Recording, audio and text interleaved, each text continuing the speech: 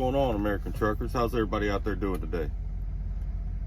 Hope everybody's doing good, staying safe, staying dry, staying warm. Anyway, a couple of days ago, Georgia, the DOT in Georgia, along with local authorities and some other people, they did a sting, I think in Monroe County, Georgia, the way station up there on 75.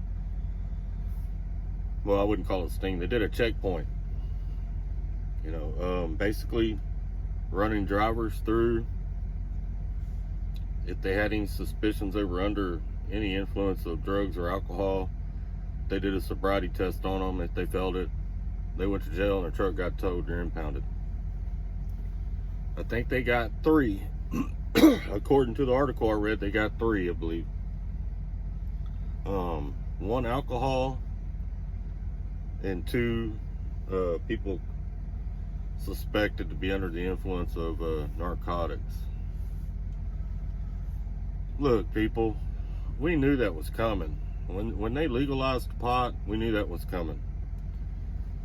And I know some people, it's a controversy. I smoked pot when I was a teenager. Personally, I feel like when you grow up, that's something that you quit doing. I quit doing it whenever I wanted a better job. And that was 20 years ago. So I mean, if a person wants to do it, that's their own prerogative. I don't drink alcohol either, but I feel like if a person wants to do it, that's their own prerogative. But employers have a right to either hire you or not hire you. And you can't drive under the influence of it. It's a DUI, just like driving under the influence of alcohol. So obviously Georgia is one of the first states to do this under the methods and way they went about doing it.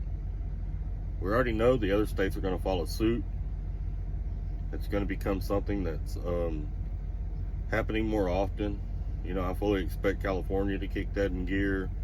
Probably Colorado, especially the states where the use of marijuana is legal, they're probably going to kick that into high gear. Most trucking companies, or not most, but a lot of trucking companies already have gone to hair test. I know here at Crete, we take hair test. I know Knight takes hair test. Poly Trucking, they take hair test. And if you listen to the rumbles from upper management in some of these bigger companies, well, you ain't even got to do that. Think about this. You ever notice these mega carriers will go to something way before it becomes law? They already know it's coming, so they'll start changing over way before Congress passes it, because they're big, so they're connected more with Washington, D.C. They know what laws are coming into effect long before us, the individual driver, knows that the law is coming into effect. I fully expect hair test to be a part of DOT physicals within the next 5 years. Not saying I agree with it, not saying I don't agree with it, it's just what I expect. To be honest with you, in today's day and time, if I wanted to smoke pot, if that was my thing, I'd probably give up driving and I'd go be a broker. I mean, you don't have to have college to be a broker. C.H. Robinson, TQL, they all got training programs, just like we have training programs to bring you into trucking. They got training programs to bring you into agent brokering. Most of them guys work from home. You could do whatever you wanted. So if I was wanting to live that lifestyle, that would probably be what I would go do, not driving trucks. And if you are going to do something like that, at least be responsible enough not to do it while you're driving. I mean, come on now. I know I'll probably get 200 emails about how did they know they were on it right then. Well, it's a sobriety test, man. They can tell by your eyes and the way they dilate and don't dilate. They can tell whether you're under the influence of something. I mean, I know exactly what it is, but you're under the influence of something. I did read in this article that they had EMS on site, so apparently they had something going where they were confirming it. You know, and at any rate, did it matter? Not really. The guys still went to jail. Their truck still got towed. Let's say they fight the case and they beat it. Still not going to matter. You know, because you're looking at criminal justice system in America isn't all that quick. They still got arrested. They still went to jail. Their truck still got towed. They probably still lost their job. And it's going to take several months or a year or more to fight that case. It's not worth it. It's really not. It's stupid. And this I do agree with. If you're going to be dumb enough to drive down the road under the influence of anything, shouldn't be driving. You know, that I do agree with. But as far as a person's choice as to whether they want to sit at home and do it, that's up to them. I don't care. It doesn't affect my world at all. But I'm gonna do a video. My next video will probably be day after tomorrow.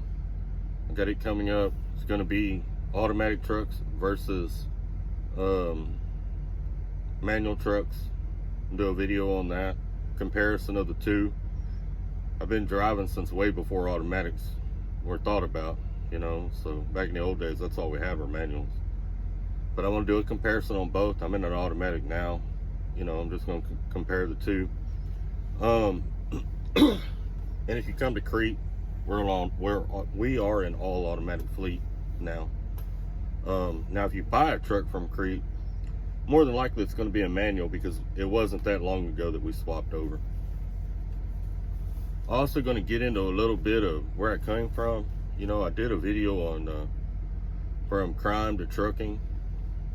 I'm gonna get into a little bit of my younger years, way before I started driving trucks. And I got to be careful what I say and how I say it, because I don't want anybody to go to jail behind anything I'm saying, you know. But I'm gonna get into a little bit of how I lived and how far I came. Most people that knew me back then, they didn't expect old Snapper to live very long. They figured I'd either spend the rest of my life in prison, which I spent a lot of time locked up, but they figured I'd either spend the rest of my time in prison or I'd end up dead eventually. But I turned my life around in my late 20s. But you know, now I have a foundation down in South Texas Recovery. We work with gangbangers and people trying to get off drugs, try to get people out of gangs. We give them different avenues, help them through the process so they don't lose their life in the process, because anybody knows anything about that lifestyle, you can lose your life trying to get away from gangs. But you know, so I do a lot in the community as well. I try to help as much as possible. You know, it's part of life. We become the best we can be, and then we try to help others, you know. Try to help them get a step up as well, be the best they can be. You know, trucking's still pretty strict on felonies and how long it's been since you had a felony. I did a video on that. And I kind of wish it would relax a little bit. I work with convicts also coming out of prison, not just my own people, but people from all cliques and walks of life. And because as you know, in prison or in lockup period, especially where I'm from, everything's separated, and it's separated by choice. I'll get into all that later, the politics of how it works in jail, different things I've seen over the years. I've been arrested in California, Oregon, Texas, and Louisiana. I'll get into a little bit of the stuff I used to do. You know, I was pretty deep off into some things at one time. Pretty much go from everything from the street level all the way up to organized crime. Some dealings I had with some of the Italians, some of the Irish, you know, Irish mob has moved into our area down there. When they first came into the area, I had some dealings with them and different things going on with them. and as well as the Mexican cartels from South Texas. You know, it's not hard to get involved in them either. And I'll kind of get into some of that. I'm going to leave a lot of names out. I've been doing a little research, checking on old friends and stuff. I don't want to mention anything that's going to get somebody a new charge, you know, so I got to be careful with that. But I'll probably have a few videos on that kind of stuff coming out, and just give me a little bit of time. I'll put that stuff together, and I'll let y'all know when that stuff's gonna air. But moral of the story is, don't give up on anybody. I don't care how bad. If you got kids that are going through it, don't give up on them. You never know what they're going to do with their life. Nobody expected me to be where I'm at today, and I worked hard to be where I'm at today. Law abiding and contribute to society, you know. And you know, my CB handle is Snapper, and I actually got that nickname from the Irish mob years ago. That's what they called me in the streets. So I've been there, and I know the potential of a person that they choose, that they want to change their life and they want to turn their life around. So don't give up on anybody, you know. All right, American truckers, y'all keep it together. Keep the wheels on the ground. Try to keep it between the lines. I think there's another winter storm moving through. I thought I saw something come across the phone earlier. Everybody be safe out there, and like I said, look forward to that video. I'm going to be comparing manuals to automatics. That'll be the next video coming out, and then probably a video or two after that's going to be a little bit of my life in the street before I got out here. Made a lot more money back then, but dirty money ain't no good, you know.